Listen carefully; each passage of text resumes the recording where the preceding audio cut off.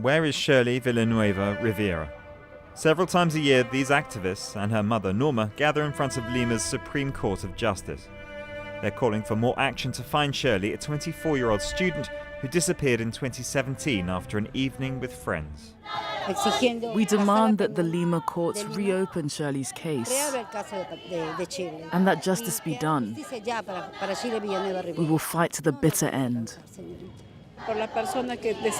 When someone disappears, the authorities do nothing. We're here to denounce the judicial powers who do not act in the face of people's pain.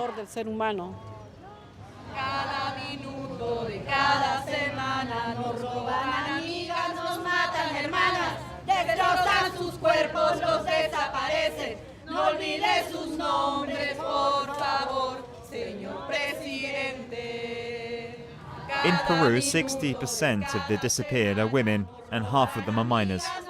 Some disappearances are voluntary, but most are linked to human trafficking networks, prostitution and domestic violence.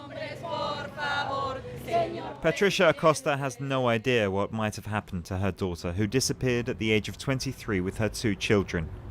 They were never heard from again after having dinner at a friend's house, 2 days after separating from her husband. The investigation has been at a standstill for 7 years, so Patricia has been searching for them by herself. Sometimes it takes her to the other end of the country, even as far as the Amazon rainforest, to find a witness. I found his address, I went there, I took photos and videos of his house. Everything was ready for the police to come and arrest him. But here's the thing, they didn't bring him in until 2 months ago. That's a year later. Can you believe it? Unexplored leads, key witnesses not interviewed, but Patricia is fighting to ensure that the investigation is not shelved and forgotten. We families are alone. No one comes to tell us, hey look, we found something here. We are on our own. We investigate alone, we ask the questions alone, we travel alone, we do it all alone. An uncertainty that Rosario Aybar knows only too well. Her daughter disappeared on the 13th of August 2016. Solsiret was a mother of 2 and a student. The case became symbolic of the issue in the country.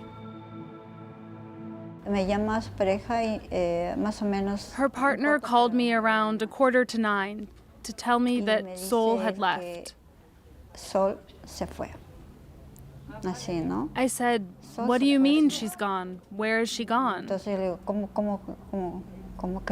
He said he didn't know, and that she'd taken her clothes and her bag.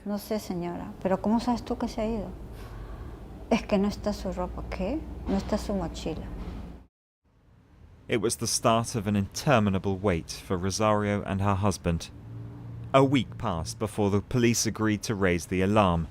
Then it took a year and a half to geolocate her daughter's mobile phone. We were waiting for the result, and it was a great pain. It really upset me. The officer said on the 23rd of August, her mobile phone was at the couple's home on Colonial Avenue. The same thing on the 24th and the 25th. The officer said something had happened to my daughter. No action was taken. They had to wait 2 more years before the investigation was relaunched. And then, a revelation. Solsiret's SIM card had been used by her sister-in-law. She eventually confessed to the murder and told them where to find the remains of the body. Solsiret's brother-in-law and sister-in-law were eventually convicted of murder, and her husband found to be an accomplice. The police need the will to investigate and to have patience like we had with them.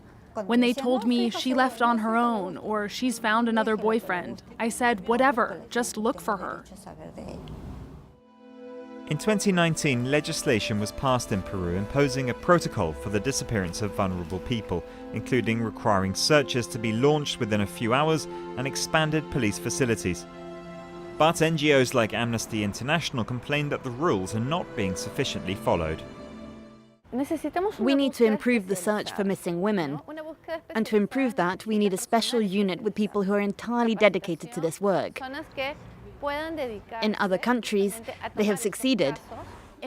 Guatemala, for example, has a special search system. It's something we could learn from here in Peru.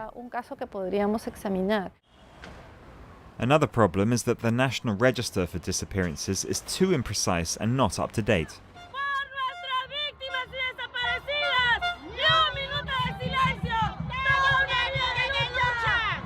In Peru, less than half of the missing are ever found. These mothers are therefore continuing to demonstrate alongside feminist groups in the hope that one day there will be fewer disappearances and that their calls for justice will be heard.